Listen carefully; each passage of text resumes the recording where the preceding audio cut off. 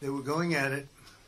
I want to congratulate the two courageous leaders, and that's what they are. They were courageous, who are taking this monumental step. Prime Minister Hun Manet and Prime Minister Anut. I also want to thank Prime Minister Anwar of Malaysia. I called him right at the beginning and I said, you know, you have two countries that are fighting right next to you. We need a third place. We need a sort of a neutral place, right? And he was there, and I said to him, you know, if we get this solved, I'm coming to your country. And I told the truth, didn't I? A lot of times they say that, and that's the last you ever see. But I felt I had an obligation to come because you were so great, and the two men alongside of you are so great. Historic figures now, really historic figures. So I felt it was an obligation I had. I told it to you.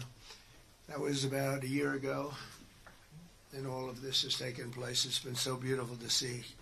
It had started, and there was a lot of killing. And then when we got it stopped very quickly in this case, some we did in 32 years. Took 32 years to get them stopped. They were fighting for a long time. This was very nasty, but it was stopped very quickly before it started. And the two leaders have great respect for each other.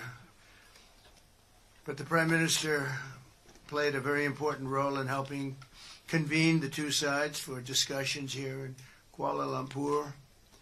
Earlier this year, an armed clash broke out along the border of these two countries.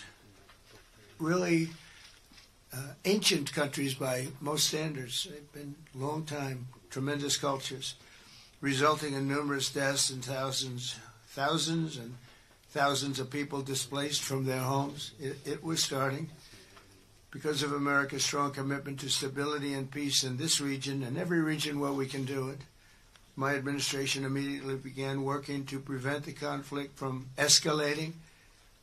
I held phone calls with both leaders. I was actually at Turnberry in Scotland when I did this. And we had a lot of phone calls, the three of us and then the four of us. We had a lot of phone calls. It was a beautiful day. I remember how beautiful it was.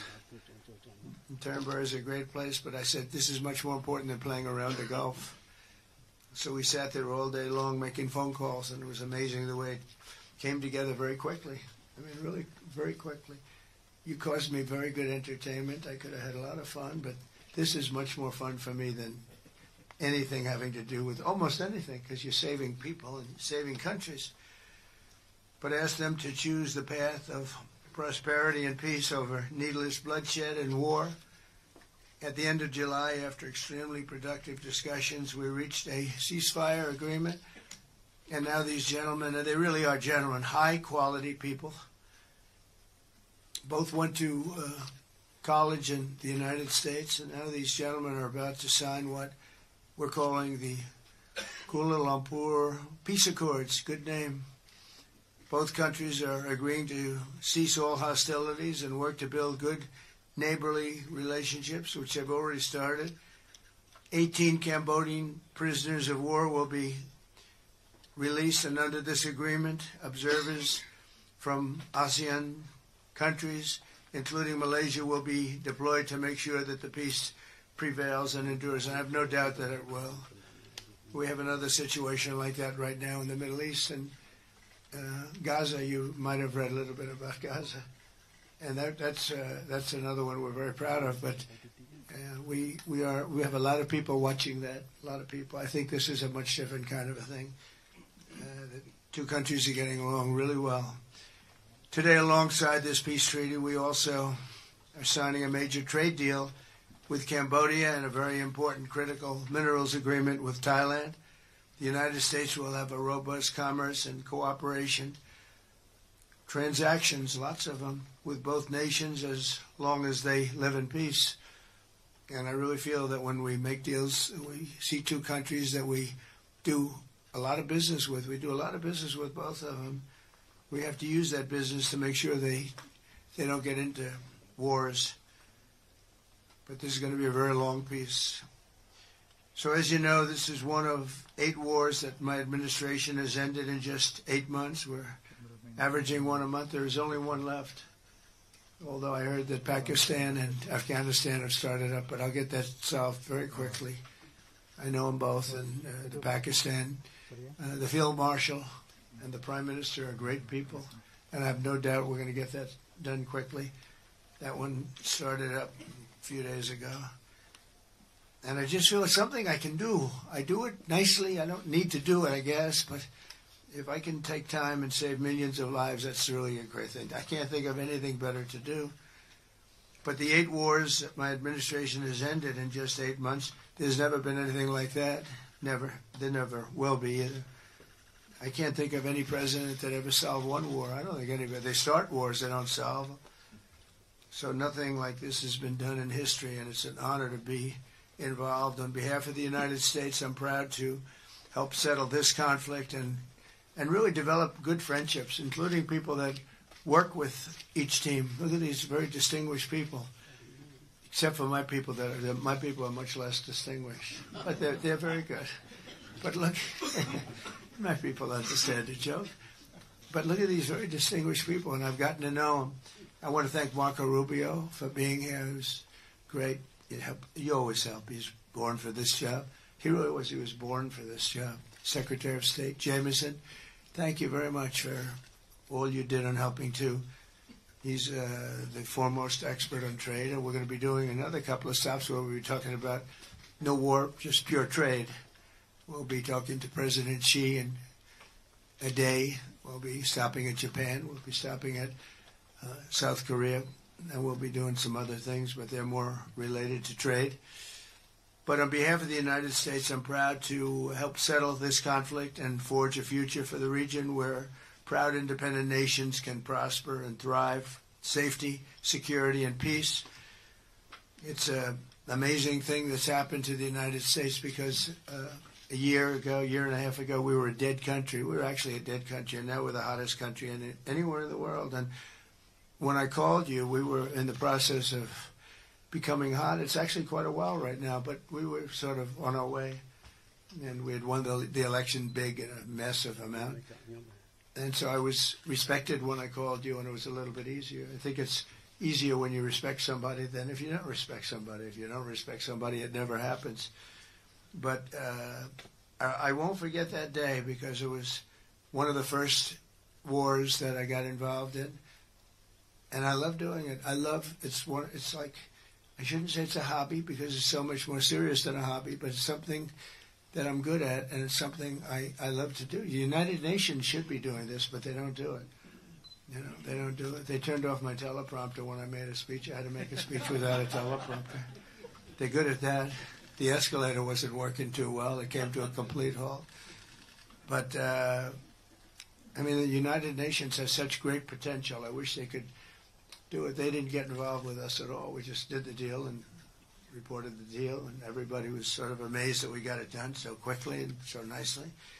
But now I'd like to ask Prime Minister Anwar to say a few words, and then we'll hear from Prime Minister Hun Manet and Prime Minister Newton. And these are, I just have to say it for our last time, these are incredible men. The way they came together, the way they worked so hard, and we worked long hours. It was not long days because the days were few in number, but the hours were very long and very intense. There was a lot of intensity going on because there was a lot of shooting happening while we were talking.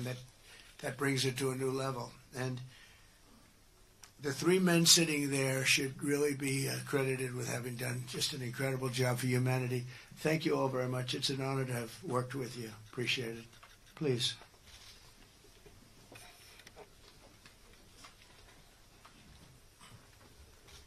Thank you, President Donald J. Trump, for giving us this honor. And on behalf, of course, Malaysia and our colleagues in ASEAN, I must thank you for your concern, for your empathy, and for your commitment to support this peace deal. When I first received your call, and then urging me to do more supporting our initiative, and you personally did call both Prime Ministers to urge for a speedy peace settlement, I would say a great thank you. And we, of course, admire your tenacity, your courage, because the world needs leaders who promote peace strongly.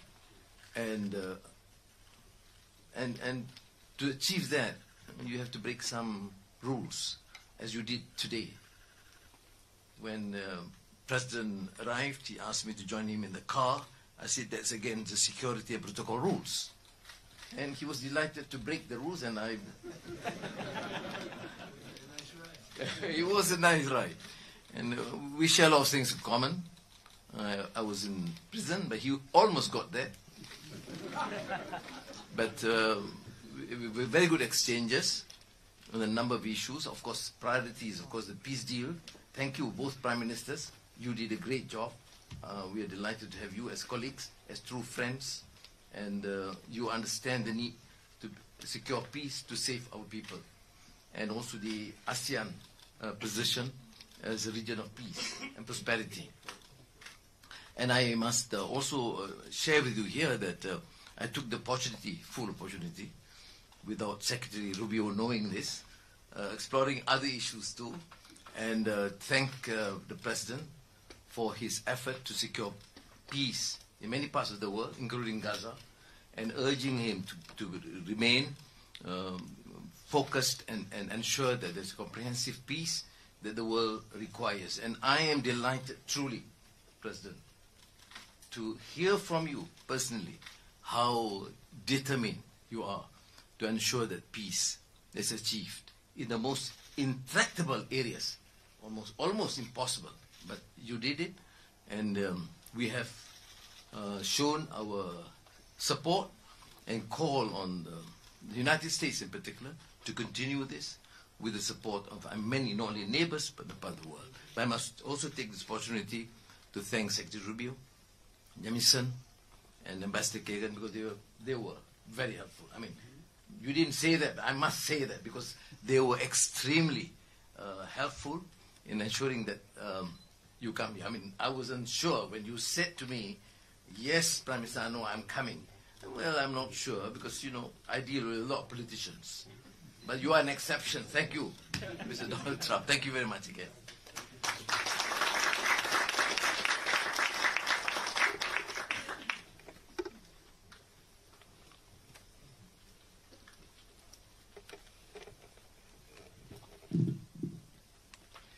President Donald Trump, Prime Minister Anwar Ibrahim, Prime Minister Anutin Chanvirakul, Excellencies, ladies and gentlemen.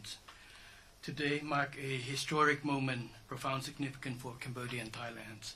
A day that reaffirms our shared conviction that peace is always possible when nations have the courage and wisdom to pursue it together. On behalf of the Cambodian peoples, I wish to express my deepest gratitude to President Donald J. Trump for his decisive leadership and steadfast commitment to supporting the lasting peace between Cambodia and Thailand, and for his tireless efforts to make it a reality. I also wish to convey my sincere appreciations to Prime Minister Anwar for his unwavering support and facilitation throughout this peace process until successful conclusions. I further extend my appreciations to my ASEAN colleagues, China, and other partners who have been supporting the ceasefire from the beginning.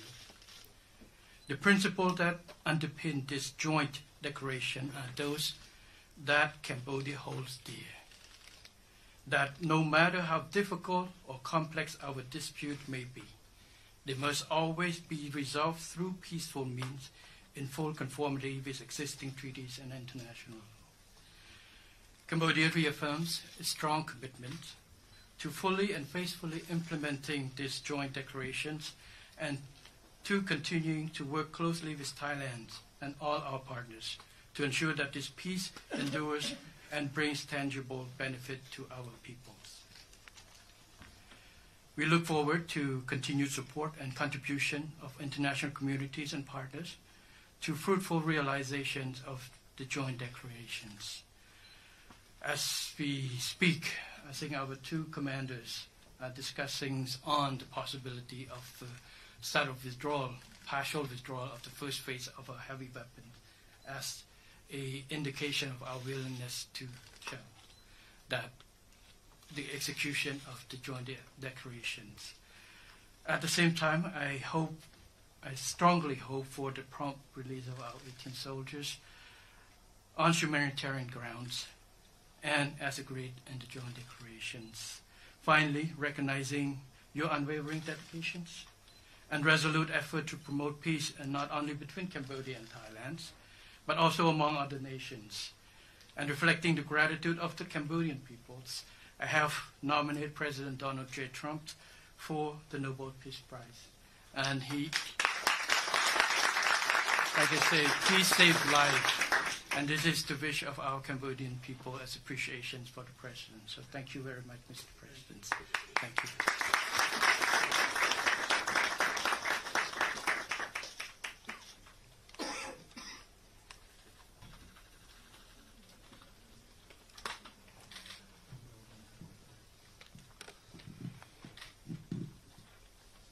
President Trump, Prime Minister Anwar, Prime Minister Hun Manet, Excellencies, distinguished colleagues, today marks a new chapter for Thailand and Cambodia. Today we take a concrete step towards peace. I would like to thank Prime Minister Anwar Ibrahim for the leadership as ASEAN Chair and your strong efforts in upholding ASEAN unity. And I also wish to express my sincere appreciation to President Donald J. Trump for your personal dedication to peace between our two countries. And in addition, I thanks so much for the kind words of condolences that the President has given to our country on the great loss of our beloved Queen Mother. It means a lot to Thai people. We have come a long way since agreeing to the ceasefire here in Malaysia on 28th of July. The discussions since then have led to this important outcome, which is the signing of our joint declaration today. And I have to thank Prime Minister Hun Manet for his cooperation and support that led us to this moment. Thailand stands for peace. This declaration reflects our will to resolve differences peacefully in full respect of sovereignty and territorial integrity.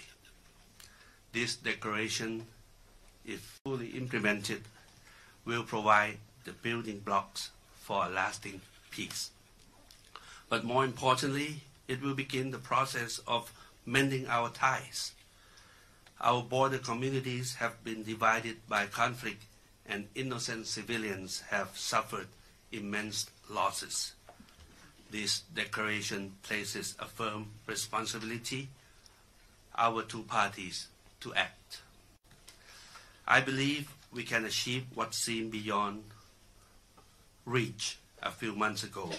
To this end, I welcome the agreement that following the signing of this joint declaration today, both sides will begin implementing all the agreed points, in particular promptly removing heavy weapons from the border areas to ensure the safety of our people, to build confidence and trust. And Thailand will also begin the process of releasing the 18 detained Cambodian soldiers.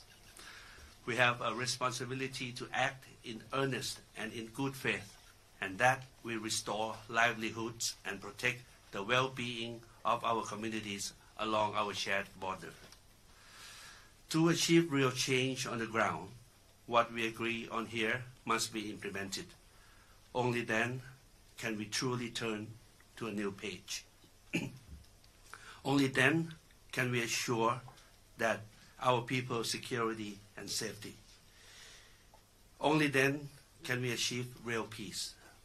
This is what our people expect of us, and this is what they deserve. Peace with dignity.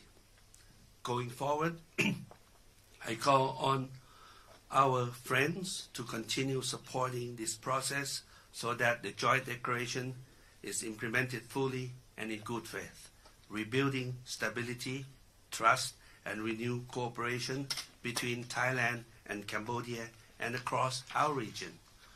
I am also pleased that today we announced the joint statement on the framework for a U.S.-Thailand agreement on reciprocal trade, which I hope will facilitate our negotiations on tariffs for conclusion by end of this year. We will also sign the MOU between our governments on cooperation on critical minerals, which will further promote resilient and sustainable supply chains for years to come. Thank you once again. Thank you from the bottom of my heart. Thank you.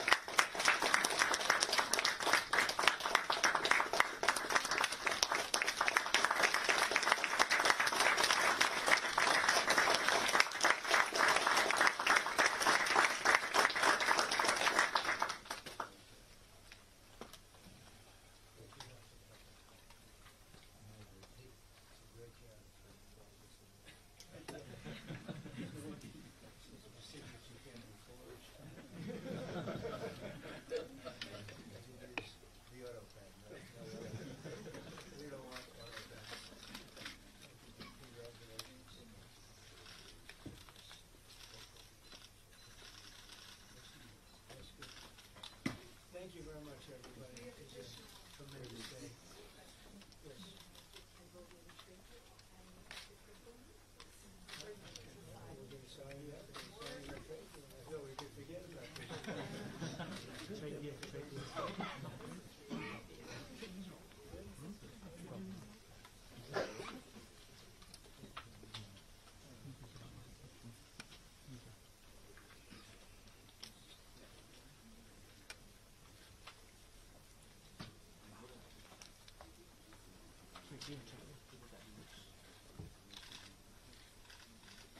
And this is a great deal for both countries. This is very good.